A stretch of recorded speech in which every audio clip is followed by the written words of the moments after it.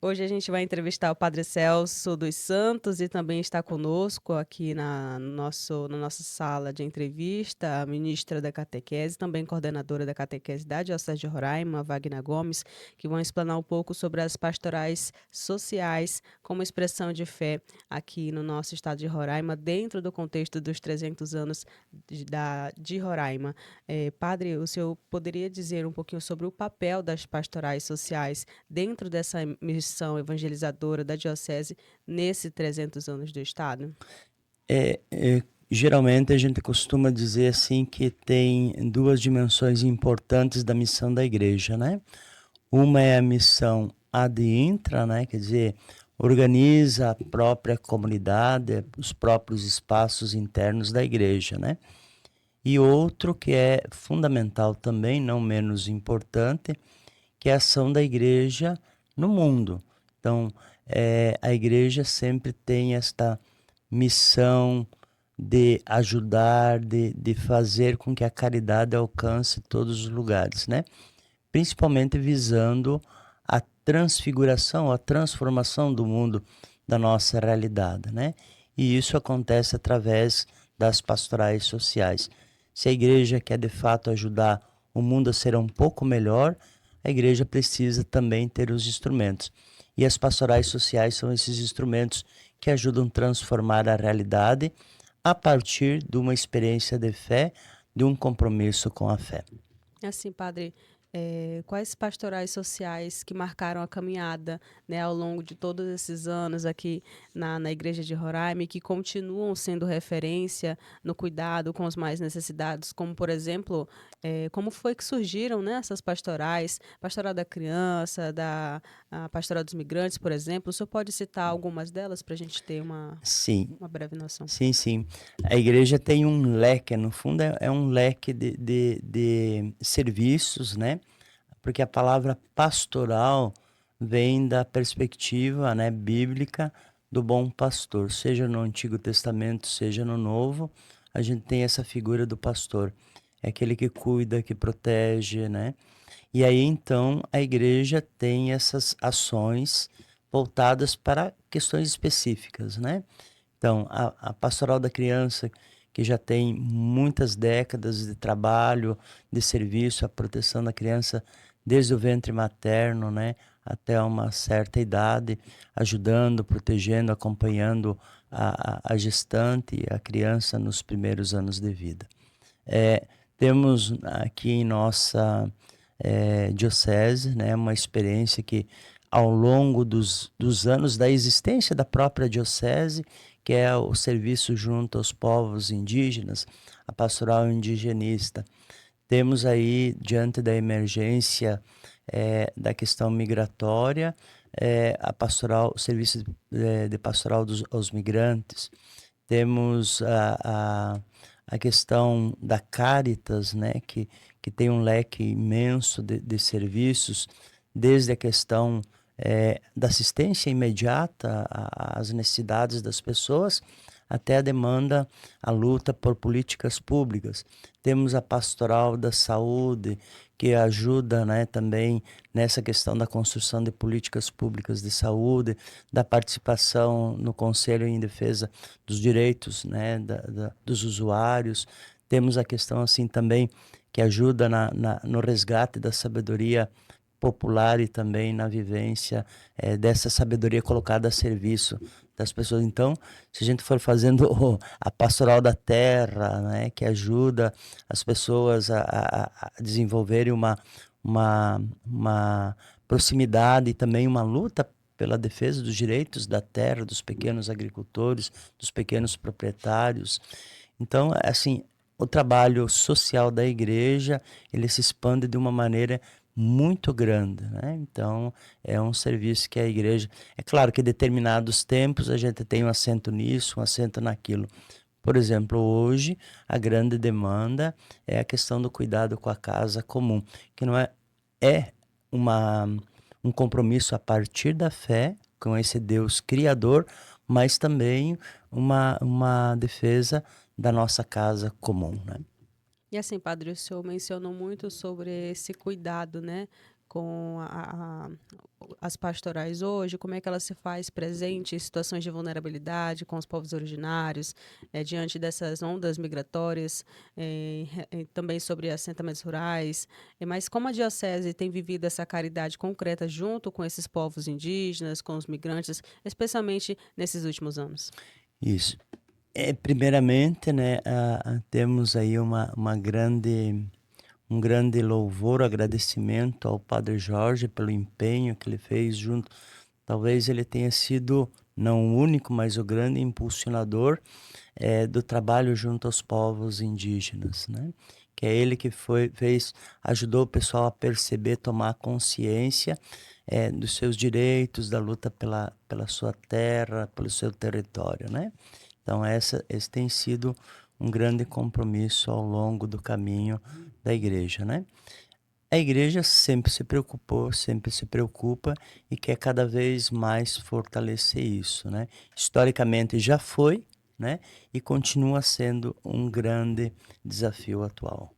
E assim, padre, mudando um pouco de assunto, falando sobre o papel das pastorais durante esses momentos críticos que passamos, recente aqui no nosso estado, não só aqui, mas também no contexto mundial, como a migração venezuelana, a pandemia da Covid-19, as violações dos direitos dos territórios indígenas, mas nesse contexto, quais foram as ações concretas da diocese, né, que a igreja, como pastoral, né, como pessoas que estão ali unidas, tem oferecido à frente às crises sociais, humanitárias que atingem o nosso estado? Isso, né? Então, por exemplo, a questão migratória, ela tem sido enfrentada pela igreja com a Caritas e o SPM, né? E aliás, assim, tem até uma rede que é realizada, que é a ACEMIR, que reúne todas as experiências de trabalho com os migrantes, né? O que essa rede faz? Todas essas ações, atividades que a igreja tem com os migrantes, por exemplo, a Caritas, né? A Caritas investiu mais de R$ 1 milhão para a questão de alimentos, né? Para doação de alimentos, em torno de mais de 500 alimentos por dia aos migrantes, né? A questão da confecção de banheiros, que o pessoal pudesse usar os banheiros, tomar banho, ter acesso, e também essa questão da documentação. Então, essa rede que a igreja tem, composta, né, pelo Fé e Alegria, pelo Serviço de Pastoral aos Migrantes, pela Caritas, é um trabalho muito importante que sustentou, deu, vamos dizer assim, um mínimo de dignidade para essas pessoas que estavam em situação migratória, né? Agora também, junto aos povos indígenas, a igreja sempre tem sido uma aliançada com os povos indígenas, deu formações ao longo do caminho, ajudando eles a tomarem consciência e a eles mesmos serem protagonistas da sua caminhada. Isso que eu acho que é o mais importante, né? Não é a igreja fazer né? Mas é a igreja estar junto e ajudar eles a tomarem a rédea de sua história, né? Acho que essa é a grande tarefa da igreja atualmente. E falando nessa tarefa, né, principalmente de formação, a gente sabe que as pastorais hoje elas sempre estão ali envolvidas, né, nos trabalhos e, e tem muito relacionado a como essa espiritualidade ela sustenta o trabalho das pastorais sociais em meio a tantos desafios, né? Parece que as coisas se tornam impossíveis de se fazer, mas no andar da carruagem, né, a gente consegue ver o trabalho sendo ali desenvolvido por meio. Como é que essa espiritualidade pode sustentar o trabalho das pastorais? Isso, né? Eu acho que tem um aspecto importante que a gente vai a partir da Bíblia e olha Jesus, né? Tira o manto, se abaixa e lava o pé dos discípulos. E os discípulos, né? Principalmente Pedro reclama, né? Diz assim, que não aceita isso. Porque na cabeça de Pedro, né? Jesus era aquele que deveria ser servido. E aí Jesus diz não, né? Diz assim, vocês que têm que fazer isso, vocês que têm que lavar os pés, vocês que têm que colocar a vida a serviço, né? Então, penso que essa espiritualidade está baseada nessa experiência de Jesus, né?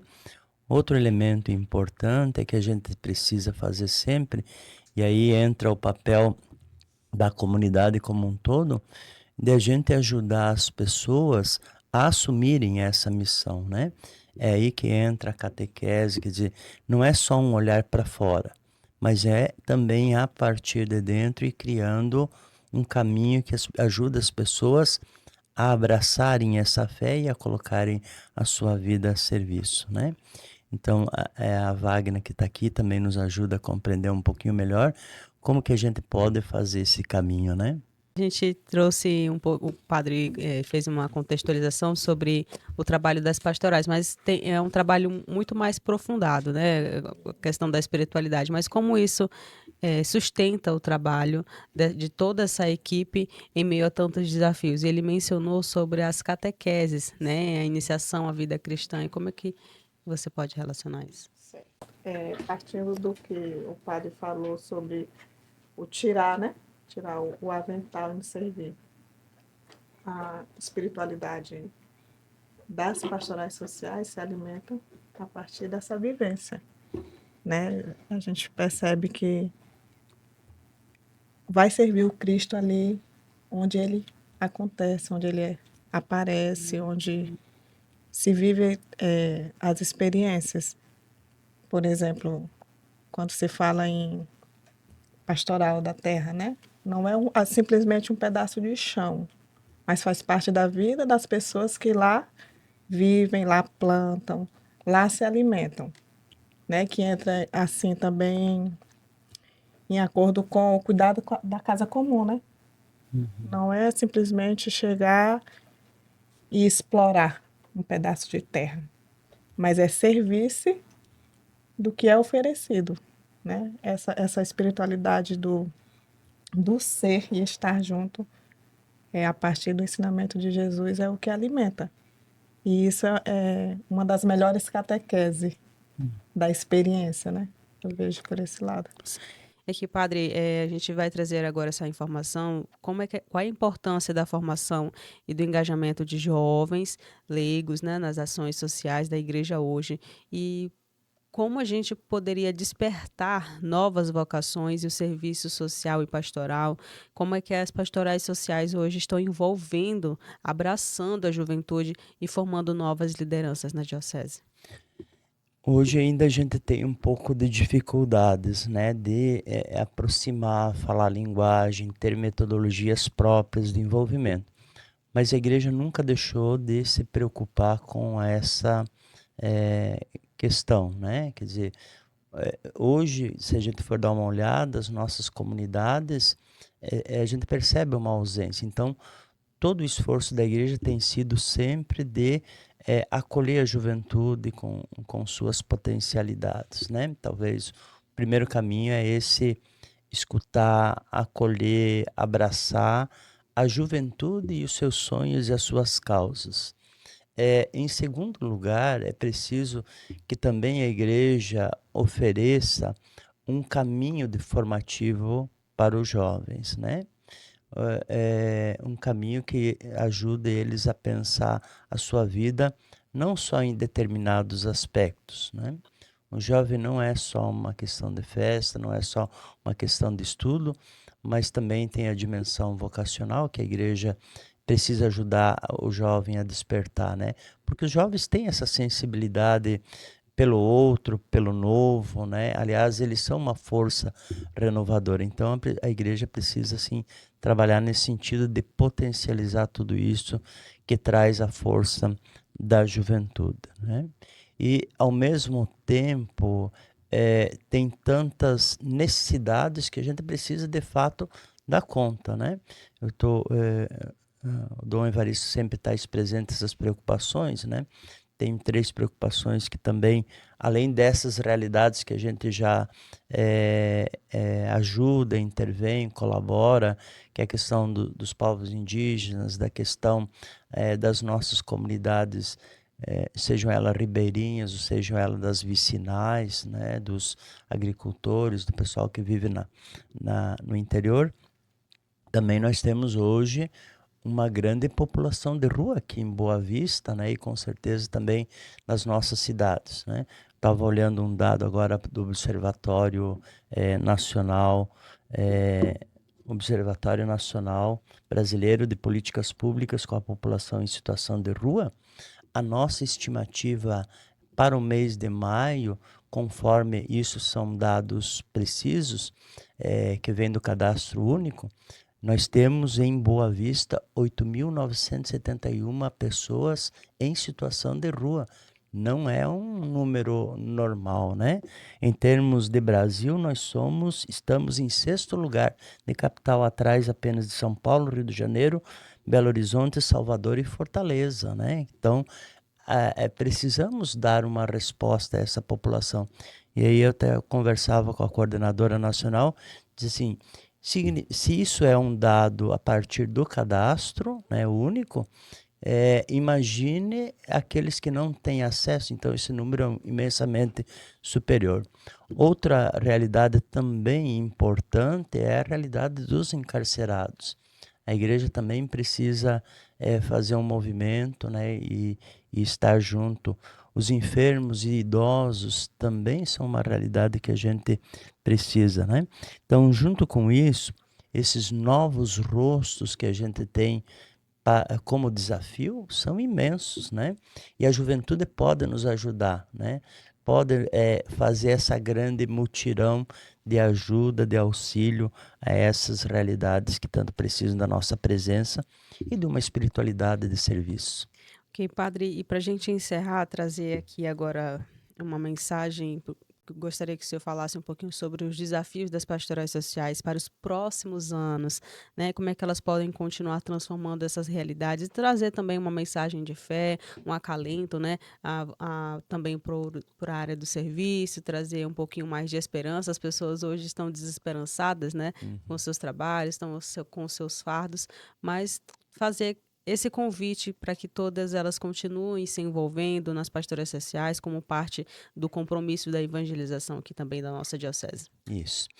Então, olhando para os nossos 300 anos, a gente percebe que a igreja já fez muita coisa. Aliás, no estado de Roraima, a igreja tem um papel fundamental, porque estava aqui antes do Estado, né? Antes de qualquer estrutura estatal, a igreja já estava, se fazia presente, já estava junto ao povo. Ao longo dessa história, nunca deixou de estar presente. E agora, neste momento, quer dizer, também a igreja continua presente, sendo uma força de esperança e uma força renovadora, né? Que ajude a estar lá e a tornar a vida das pessoas melhor. E isso é sempre a partir de um ponto de vista da fé, né? De uma experiência de fé. A experiência do encontro com Jesus morto e ressuscitado, né? A gente está lá não para estar apenas junto, mas para ajudar aquelas pessoas a fazerem a experiência da renovação da vida, de voltar à vida, do resgate à dignidade, de ajudar a caminhar, de ajudar a colocar em movimento. Então, a partir da fé, a igreja está presente, ajudando este povo a caminhar. Eu acho que o desafio está nisso, né? O Papa Francisco está sempre presente nos nossos corações, porque ele nos ensinava algumas coisas importantes, né? Em primeiro lugar, a escuta, né? A gente sempre tem que se colocar à escuta, porque num mundo onde tem muitas vozes, a gente precisa também escutar a voz do povo, a voz das pessoas, não as nossas próprias vozes. Segundo passo é a questão do discernimento, saber o que Deus está pedindo de nós neste momento histórico, né? Quer dizer, onde que Deus está nos chamando para a gente agir, quais são as realidades realmente desafiantes, né? Falava da questão do povo de rua, né? Porque este é um povo invisibilizado, na maioria das vezes, que não traz lucro, né, para quem quer que seja. Então, eu acho que o nosso olhar precisa estar voltado para essas realidades. Escutar, dialogar, né? Então, conversar, aprofundar e fazer o discernimento ao longo desse caminho para a gente poder construir o caminho que Deus quer para a igreja, né? Então, penso que o desafio seja esse, né? Então, é o caminho isso a gente poderia dizer que é o caminho da sinodalidade.